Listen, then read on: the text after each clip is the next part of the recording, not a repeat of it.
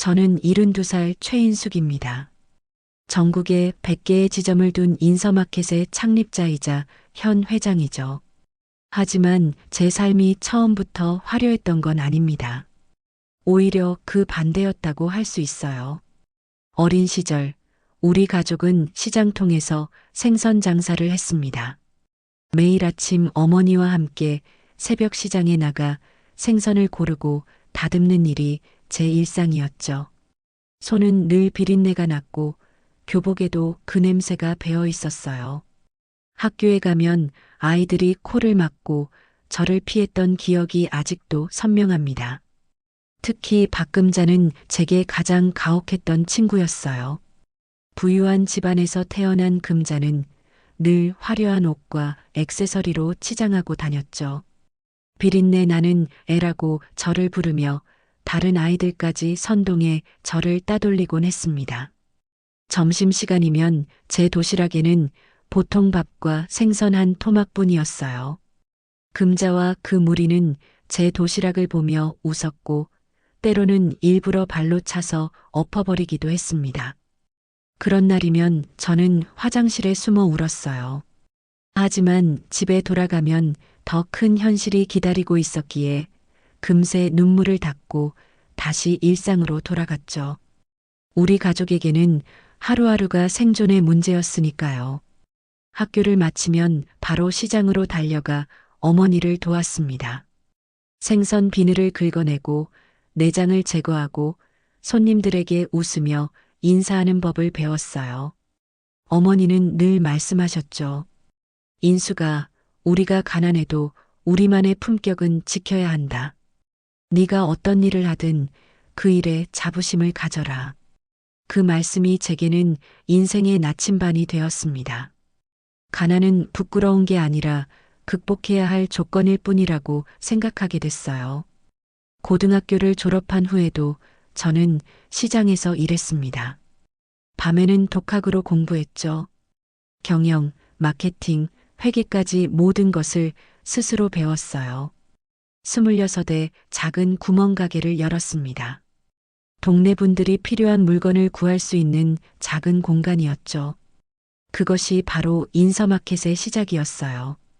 인서라는 이름은 제 이름 인숙과 서비스의 합성어였습니다. 사람들에게 필요한 것을 정직하게 제공하는 것, 그것이 제 사업 철학이었죠. 돌이켜보면 그 작은 가게에서 시작된 꿈이 이토록 크게 자랄 줄은 저도 몰랐어요. 가난했던 시절의 기억, 차별받았던 순간들, 그리고 포기하지 않았던 저 자신에 대한 믿음이 모여 오늘의 인서마켓을 만들었다고 생각합니다. 그리고 오늘 58년 만에 고등학교 동창회 초대장을 받았습니다. 발신인은 다름 아닌 박금자였어요. 그 이름을 보는 순간 가슴이 찌릿했습니다. 오래된 상처가 다시 아프기 시작했죠. 아침 햇살이 창문으로 들어오는 넓은 거실에 앉아 초대장을 다시 한번 펼쳐보았습니다.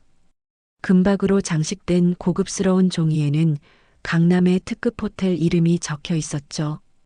오랜만에 동창 모임이라 잠시 망설였지만 순간 결심이 섰어요. 이제는 제 상처와도 담담히 마주할 때가 된 것 같았습니다. 이런 생각에 잠겨 있을 때 아들 도윤이 들어왔어요. 38배 결혼해서 낳은 늦둥이 아들이자 인서마켓의 현재 총괄 CEO죠. 제가 경영일선에서 물러난 후에도 인서마켓은 도윤의 손에서 더욱 빛을 발하고 있어요. 어머니, 무슨 편지예요? 도윤이 물었습니다. 저는 미소를 지으며 초대장을 건넸어요. 고등학교 동창회 초대장이야. 오랜만에 옛 친구들을 만나볼까 해. 도윤은 초대장을 유심히 살펴보더니 갑자기 표정이 굳었습니다. 그는 제 과거를 잘 알고 있었어요. 어릴 때 들려준 이야기들, 제가 겪었던 어려움과 상처들까지도요. 박금자라면 어머니를 괴롭혔던 그분 아닌가요? 굳이 가야 하나요? 도윤의 목소리에는 걱정이 묻어 있었어요. 저는 손으로 도윤의 어깨를 가볍게 두드렸습니다. 괜찮아. 이제는 내 상처와도 담담히 마주할 수 있을 것 같아. 평생 도망칠 수는 없으니까. 도윤은 여전히 걱정스러운 표정이었지만 더 이상 말리지는 않았어요. 어머니가 원하시는 대로 하세요. 하지만 필요하시면 언제든 연락 주세요. 다음 날 저는 동창회에 갈 준비를 했습니다. 화려한 옷이나 액세서리 대신 단정한 베이지색 원피스를 선택했어요. 머리는 평소처럼 단정하게 올렸고 화장도 평소와 다름없이 자연스럽게 했습니다. 그리고 명품 가방 대신 제가 시장에서 늘 사용하던 평범한 천장바구니를 들었어요. 도윤은 제 모습을 보고 놀란 듯 했어요. 어머니, 그 가방은 뭐예요? 제가 어머니께 드린 가방들 중에 고르시지 그랬어요. 저는 웃으며 대답했습니다. 이 가방이 나야. 화려한 겉모습보다 진짜 내 모습으로 가고 싶어. 차에 오르려는데 도윤이 다시 물었어요. 정말 혼자 가실 거예요?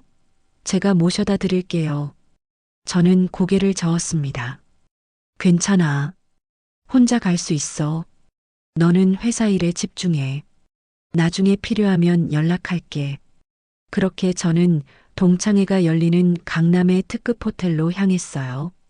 차창 밖으로 서울의 풍경이 빠르게 스쳐 지나갔습니다. 50년이 넘는 세월 동안 이 도시도 저도 많이 변했죠. 하지만 가끔은 과거의 기억이 마치 어제 일처럼 선명하게 떠오르기도 합니다. 호텔에 도착해 로비로 들어서는 순간 제 심장은 빠르게 뛰기 시작했어요. 이제 곧 오랜 상처와 직면하게 될 거라는 예감이 들었습니다.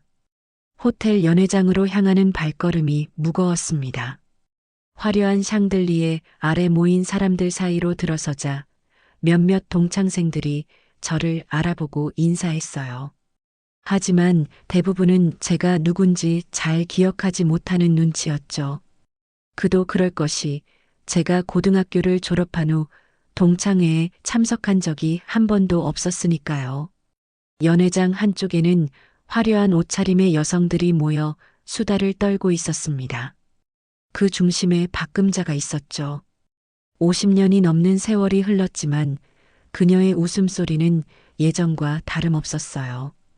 크고 요란하게 주변의 관심을 끄는 그런 웃음이었습니다. 저는 조용히 테이블로 가서 앉았어요. 이름표를 보니 금자와 같은 테이블이었습니다. 운명이란 참 아이러니하죠. 과거 저를 가장 괴롭혔던 사람과 50년 만에 같은 테이블에 앉게 되다니요. 조금 지나자 금자가 친구들을 이끌고 테이블로 돌아왔습니다. 그녀는 저를 힐끗 보더니 갑자기 눈을 크게 떴어요. 어머, 최인숙이 맞아? 정말 너였어? 오랜만이다. 그녀의 목소리는 친근하게 들렸지만 눈빛에는 여전히 그 날카로움이 있었어요. 저는 담담하게 미소 지으며 대답했습니다. 그래, 오랜만이야, 금자야. 금자는 제 옆에 앉으며 자신의 새 가방을 테이블 위에 놓았어요. 분명 최신 컬렉션의 명품 가방이었죠. 그녀는 가방을 가리키며 말했습니다. 이거 봐, 지난주에 샀어. 한정판이라 구하기 힘들었는데 남편이 특별히 선물해줬어. 그녀의 말에 테이블에 있던 다른 친구들도 자신들의 가방을 자랑하기 시작했어요. 누구는 이탈리아 여행에서 직접 구매해왔다며 또 누구는 세계적인 디자이너와 친분이 있다며 이야기했죠. 그들에게는 가방이 단순한 소지품이 아니라 자신의 지위와 부를 증명하는 도구인 듯 했습니다. 대화가 이어지는 동안 금자의 시선이 제 평범한 장바구니에 멈췄어요. 그녀는 약간 비웃는 듯한 표정으로 물었습니다. 인수가 아직도 그런 시장 장바구니 들고 다니는 거야? 세상 많이 변했다. 인수가. 이제는 이런 가방이 대세라고. 그녀의 말에 다른 친구들도 눈으로 제 장바구니를 훑어보았죠. 조롱 섞인 시선이 느껴졌지만 저는 담담하게 미소 지었습니다. 습관이 된 것 같아 편하고 실용적이라서. 금자는 제 대답에 코웃음을 치더니 다시 자신의 이야기로 화제를 돌렸어요. 남편이 얼마나 성공했는지, 아들이 얼마나 좋은 회사에 다니는지, 최근에 구입한 강남 아파트가 얼마나 비싼지에 대해 열심히 떠들었죠. 모임이 진행되는 동안 저는 주로 듣는 편이었습니다. 과거의 기억들이 물밀듯이 떠올랐어요. 생선 비린내 때문에 혼자 점심을 먹던 시절, 교복이 젖어도 갈아입을 옷이 없어 하루 종일 그대로 다녀야 했던 날들, 그리고 금자와 그녀의 친구들이 던지는 모욕적인 말들까지도요. 하지만 이상하게도 그런 기억들이 더 이상 제 마음을 아프게 하지 않았습니다. 오히려 그런 시간들이 저를 더 강하게 만들었다는 생각이 들었어요. 시련이 없었다면 오늘의 제가 있을 수 있었을까요? 동창회는 식사와 함께 본격적으로 진행되고 있었습니다. 사회자가 각자 자기소개를 하자고 제안했고, 한 명씩 돌아가며 현재 무슨 일을 하는지 이야기하기 시작했어요. 금자는 남편이 대기업 임원이었다가 은퇴했다고 자랑했지만, 제가 알기로는 그녀의 남편이 사업에 실패했다는 소문이 있었죠. 드디어 제 차례가 됐습니다. 저는 간단히 시장에서 시작해서 지금은 유통업에 종사하고 있어 라고만 말했어요. 구체적인 회사 이름은 언급하지 않았죠. 제 대답에 금자는 눈을 흘기며 비웃는 듯한 표정을 지었습니다. 역시 인숙이는 변함없네. 아직도 시장 일을 하고 있구나. 그녀의 말에 몇몇 동창들이 키득거렸어요. 저는 그저 미소로 넘겼지만 사실 그런 모습이 조금은 안타까웠습니다. 50년이 지났는데도 여전히 남을 깎아내리는 데서 기쁨을 찾는 금자가 말이에요. 식사가 끝나고 자유롭게 대화하는 시간이 되었을 때 연회장 입구에 소란이 일었습니다. 모두의 시선이 문 쪽으로 향했어요. 그곳에는 깔끔한 정장 차림의 도윤이 서 있었죠. 도윤은 연회장을 둘러보다가 저를 발견하고 곧장 걸어왔습니다. 어머니, 회의가 일찍 끝나서 모시러 왔습니다. 도윤의 등장에 테이블에 있던 사람들이 의아한 표정을 지었어요. 특히 금자는 제게 아들이 있다는 사실도 몰랐던 듯 했습니다. 한 동창이 물었어요. 인수가, 이 젊은이가 누구니? 저는 대답하려 했지만 도윤이 먼저 입을 열었습니다. 안녕하세요. 인서마켓 CEO 최도윤입니다. 인서마켓 창립자 최인숙 회장님을 모시러 왔습니다. 순간 테이블에 정적이 흘렀어요. 금자의 얼굴이 창백해졌고 다른 동창들도 놀란 표정이었습니다. 인서마켓은 이제 전국에 100개가 넘는 지점을 가진 대형 유통체인으로 모르는 사람이 없을 정도였으니까요. 뭐라고? 인서마켓이라고? 그 인서마켓? 누군가가 놀라서 물었어요. 도윤은 정중하게 고개를 끄덕였습니다. 네, 어머니께서 50년 전 작은 구멍가게로 시작하셔서 여기까지 일구신 회사입니다. 그때 금자가 갑자기 일어났어요. 그녀의 얼굴은 이제 완전히 하얗게 변해 있었습니다. 그녀는 더듬거리며 말했어요. 혹시 그럼 우리 아들 성훈이가 다니는 그 인서마켓이야? 도윤이 물었습니다. 박성훈 씨요? 납품업체 영업팀에 계신 분 말씀이신가요? 금자는 고개를 끄덕였어요. 도윤은 미소 지으며 대답했습니다. 네, 알고 있습니다. 열심히 일하시는 분이죠. 이제 상황은 완전히 역전되었어요. 불과 몇 분 전까지 저를 깔보던 사람들이 이제는 어쩔 줄 몰라 하며 갑자기 친절해지기 시작했습니다. 특히 금자는 너무 당황한 나머지 말까지 더듬었어요. 인수가 그게 내가 미처 몰랐네. 정말 대단하다 너. 금자의 당황한 표정이 어쩐지 우스웠습니다. 하지만 그런 그녀가 미워지지는 않았어요. 오히려 과거에 저를 괴롭히던 그 금자가 지금은 이렇게 초라해 보인다는 사실이 안타깝게 느껴졌죠. 금자는 이제 완전히 달라진 태도로 저에게 말을 걸었습니다. 인수가, 우리 아들이 정말 열심히 일하고 있니? 항상 회사 자랑을 많이 해서 궁금했는데 네가 그 회사 주인이었다니 정말 놀랍다. 저는 담담하게 대답했어요. 응, 성훈 씨는 성실한 직원이야. 걱정하지 마. 테이블에 있던 다른 동창들도 갑자기 저에게 관심을 보이기 시작했습니다. 누군가는 제 명함을 달라고 했고 또 다른 이는 자기 조카를 취업시켜 달라고 부탁했어요. 불과 몇 분 전까지 저를 무시하던 사람들이었기에 그 변화가 너무 극적이었습니다. 그때 금자가 갑자기 자리에서 일어나 제게 와서 팔짱을 끼려고 했어요. 인수가, 우리 사진 한 장 찍자. 옛 친구끼리. 저는 공손하게 그녀의 손을 피했습니다. 금자야, 이제 와서 그럴 필요 없어. 과거는 과거일 뿐이야. 제 말에 금자의 얼굴이 붉어졌어요.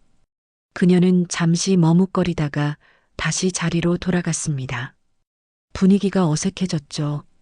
도윤이 상황을 눈치채고 제게 물었어요. 어머니, 이제 가볼까요? 저는 고개를 끄덕였습니다. 자리에서 일어나려는데 갑자기 금자가 다시 다가왔어요. 인수가, 내가 미안해. 학창 시절에 내게 못되게 굴었던 거, 이젠 다 지난 일이지만 정말 미안해. 그녀의 사과가 진심인지 아닌지는 알 수 없었지만 적어도 그녀가 노력하고 있다는 것은 느껴졌어요. 저는 미소를 지으며 대답했습니다. 괜찮아, 금자야. 그 시절이 있었기에 지금의 내가 있는 거니까. 그리고 나서 동창들을 향해 인사했습니다. 오늘 만나서 반가웠어. 하지만 이제 가봐야 할 것 같네. 한 동창이 급하게 물었어요. 인수가 다음에도 꼭 와. 우리가 널 더 알고 싶어. 저는 잠시 생각하다 대답했습니다. 그럴게. 하지만 한 가지 말하고 싶은 게 있어. 과거는 과거일 뿐이야. 오늘의 저를 평가하기 위해 명품이 필요한 줄은 몰랐네. 제 말에 연회장은 다시 한번 조용해졌어요. 몇몇 동창들은 부끄러운 듯 고개를 숙였습니다. 명품 가방을 자랑하던 그들의 모습이 떠올랐죠. 도윤과 함께 연회장을 나서는데 뒤에서 웅성거리는 소리가 들렸어요. 아마도 제 말이 그들에게 작은 충격을 주었나 봅니다. 하지만 그것은 제가 의도한 것이 아니었어요. 그저 제 마음속 진실을 말했을 뿐이죠. 호텔 로비로 나오자 도윤이 제 손을 잡았습니다. 어머니, 괜찮으세요? 저는 고개를 끄덕였어요. 응, 괜찮아. 오히려 마음이 한결 가벼워졌어. 호텔을 나서는 길, 도윤은 차 안에서 무언가를 꺼냈습니다. 정교하게 포장된 선물 상자였어요. 그는 조심스럽게 제게 건넸습니다. 어머니, 이건 세상에서 가장 존경하는 분께 드리고 싶었어요. 저는 의아한 표정으로 상자를 받았어요. 천천히 포장을 풀자 그 안에는 정말 아름다운 가죽 가방이 들어 있었습니다. 분명 고급 맞춤 명품 가방이었지만 화려하거나 요란하지 않았어요. 단정하고 고급스러운 마치 저를 닮은 듯한 가방이었죠. 도윤아, 이건. 도윤은 빙그레 웃으며 말했어요. 어머니의 이니셜로 특별 제작한 겁니다. 단 하나뿐인 가방이에요. 가방을 손에 들자 눈시울이 뜨거워졌습니다. 이런 감정을 느낀 것이 얼마만인지 모르겠어요. 도윤은 제가 감동했다는 것을 알고 조용히 웃기만 했습니다. 잠시 감정을 추스른 후 저는 말했어요. 고마워, 도윤아. 정말 아름다운 가방이구나. 하지만 가방이 나를 증명하는 게 아니라 내 삶이 가방을 품격 있게 하는 거야. 도윤은 깊이 공감한다는 듯 고개를 끄덕였습니다. 어머니의 그 철학이 저를 성장시켰어요. 어머니께서 항상 말씀하셨잖아요. 진정한 부자는 물질이 아닌 마음의 풍요로움에서 온다고요. 차는 이제 시내를 벗어나 한강변을 달리고 있었어요. 창밖으로 보이는 서울의 풍경이 참 아름다웠습니다. 50년 전 제가 작은 구멍가게를 시작했을 때와는 너무나 다른 모습이었죠. 도윤아, 네가 있어서 정말 다행이야. 도윤은 잠시 운전대에서 손을 떼고 제 손을 잡았어요. 저도 어머니가 제 어머니라서 너무 감사해요. 세상에서 가장 존경하는 분이세요. 집으로 돌아오는 길, 저는 오늘 있었던 일들을 곱씹어 보았습니다.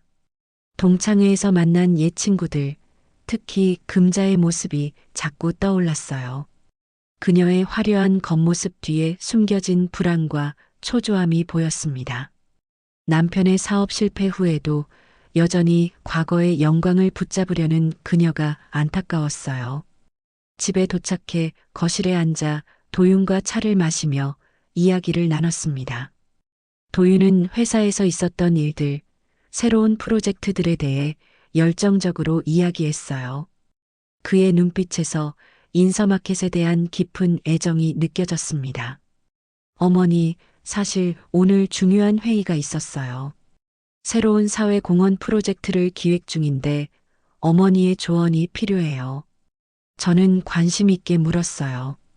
어떤 프로젝트인데? 도윤은 태블릿을 꺼내 몇 장의 프레젠테이션 자료를 보여주었습니다. 소외된 지역의 아이들을 위한 교육 지원 프로그램이었어요. 좋은 생각이네. 하지만 내게는 더 구체적인 아이디어가 있어. 도윤이 호기심 어린 표정으로 저를 바라보았습니다. 저는 조용히 말을 이었어요. 오늘 동창회에 다녀오면서 많은 생각이 들었어. 특히 학창 시절에 점심을 제대로 먹지 못했던 그 시절이 떠올랐지. 잠시 침묵이 흘렀습니다. 도윤은 제가 더 이야기하기를 기다렸어요. 밥도둑 장학재단은 어떨까?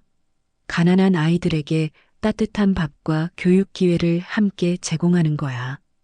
도윤의 눈이 반짝였습니다. 정말 좋은 아이디어예요. 밥도둑이라는 이름도 재미있고 의미도 깊네요. 저는 미소를 지었어요. 내가 어릴 때는 점심시간이 가장 두려웠어. 도시락을 열면 친구들의 조롱이 시작됐으니까. 하지만 지금은 그런 아이들이 없었으면 좋겠어. 도윤은 진지하게 고개를 끄덕였습니다. 내일 바로 팀을 꾸려서 기획해 보겠습니다. 어머니의 이야기를 바탕으로 하면 더 의미 있는 프로젝트가 될 것 같아요. 창밖으로 달빛이 스며들었습니다. 나이 들어 더 깊어진 주름이 거울에 비치지만 제 안에는 여전히 그 어린 소녀가 살아 있었어요. 생선 비린내 때문에 친구들에게 놀림받던 하지만 결코 포기하지 않았던 그 소녀가 말이죠. 도윤이 준 가방을 바라보며 생각했습니다. 이 가방의 가치는 브랜드가 아니라 그것을 선물한 아들의 마음에 있지. 그날 밤 오랜만에 평온한 마음으로 잠들 수 있었습니다. 다음 날 아침 인서마켓 본사에 들어서자 직원들이 공손하게 인사했습니다. 오랜만에 본사를 방문한 것이지만 모두가 여전히 저를 존경하고 기억해 주는 것 같아 마음이 따뜻했어요. 도윤이 회의실로 저를 안내했습니다. 그곳에는 이미 마케팅팀, 사회공헌팀, 재무팀 등 각 부서의 책임자들이 모여 있었어요. 어머니, 어제 말씀하신 밥도둑 장학재단에 대해 긴급 회의를 소집했습니다. 저는 놀랐습니다. 벌써? 너무 서두르는 거 아니야? 도윤은 미소 지으며 말했어요. 좋은 일은 빨리 시작하는 게 좋잖아요. 그리고 어머니의 이야기를 들은 후 밤새 구상했어요. 회의가 시작되고 도윤은 프로젝트의 취지와 목적에 대해 설명했습니다. 그리고 저에게 말할 기회를 주었어요. 여러분, 제가 이 회사를 시작한 이유는 단순히 돈을 벌기 위함이 아니었습니다. 어린 시절 제가 겪었던 어려움을 다른 아이들은 겪지 않았으면 하는 바람이 있었어요. 말을 이어가며 시장에서의 어린 시절, 학교에서 겪었던 따돌림, 그리고 그것을 극복해온 과정에 대해 이야기했습니다. 사실 회사에서 이렇게 개인적인 이야기를 나눈 적은 거의 없었어요. 밥도둑 장학재단은 단순히 배고픈 아이들에게 밥을 주는 사업이 아닙니다. 밥을 통해 그들에게 꿈과 자존감을 키워주는 거예요.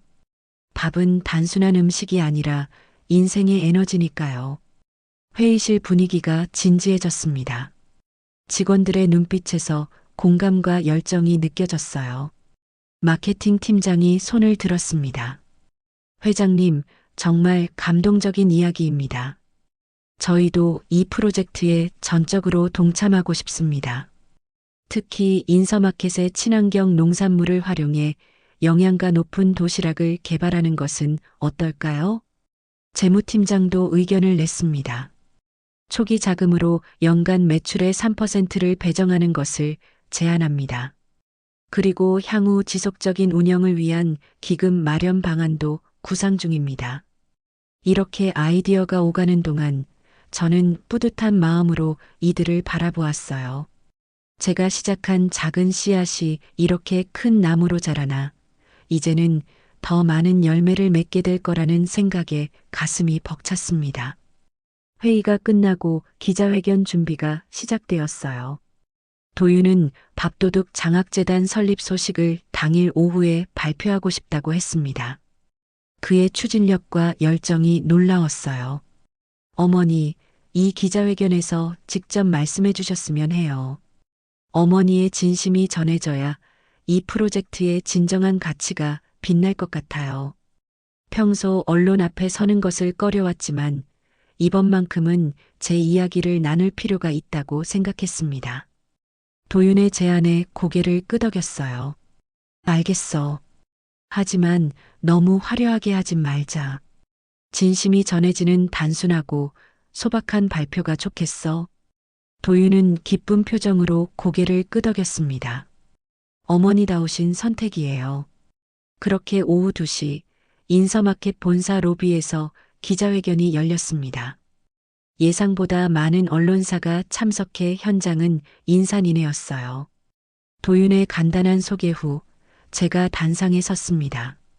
과거 어린 시절부터 시작해 오늘의 인서마켓이 있기까지의 여정, 그리고 지금 시작하려는 밥도둑 장학재단의 취지에 대해 진심을 담아 이야기했어요. 비린내 나는 도시락 하나로 친구들에게 놀림받던 그 아이가 오늘 이런 자리에 서게 될 줄은 꿈에도 몰랐습니다. 하지만 그 경험이 있었기에 오늘의 제가 있다고 생각합니다. 그리고 이제는 같은 아픔을 겪는 아이들이 없었으면 합니다. 기자회견이 끝나고 사무실로 돌아오자 도윤이 환하게 웃으며 다가왔습니다. 어머니, 정말 대단했어요. 벌써 SNS에서 어머니 이야기가 화제가 되고 있어요. 많은 분들이 감동하고 동참하겠다는 메시지를 보내고 있습니다.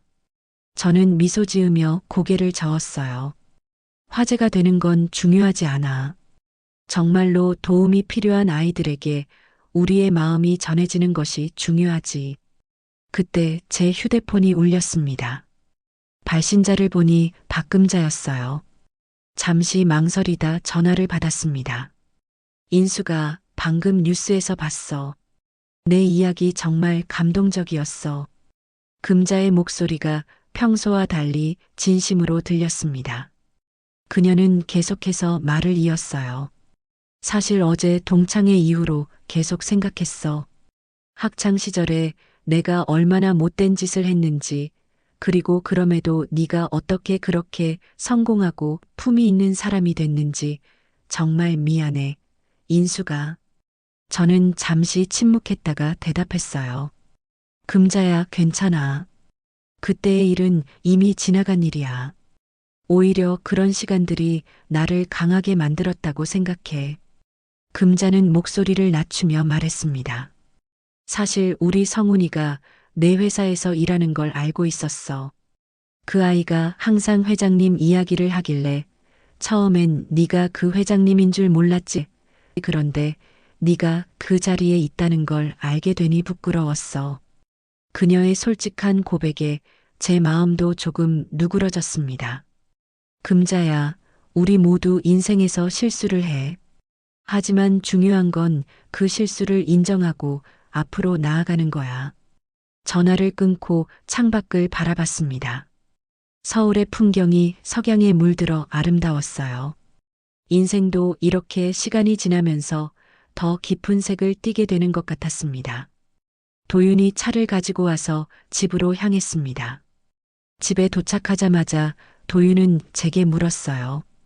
어머니, 오늘 정말 괜찮으셨어요? 저는 고개를 끄덕였습니다. 응, 오히려 가슴이 후련해. 오랫동안 품고 있던 이야기를 꺼내놓으니 마음이 가벼워진 것 같아. 그런데 어머니, 한 가지 궁금한 게 있어요. 어제 그 동창회에서 어머니를 그렇게 대한 사람들을 보면서도 어떻게 그렇게 평온하실 수 있었어요?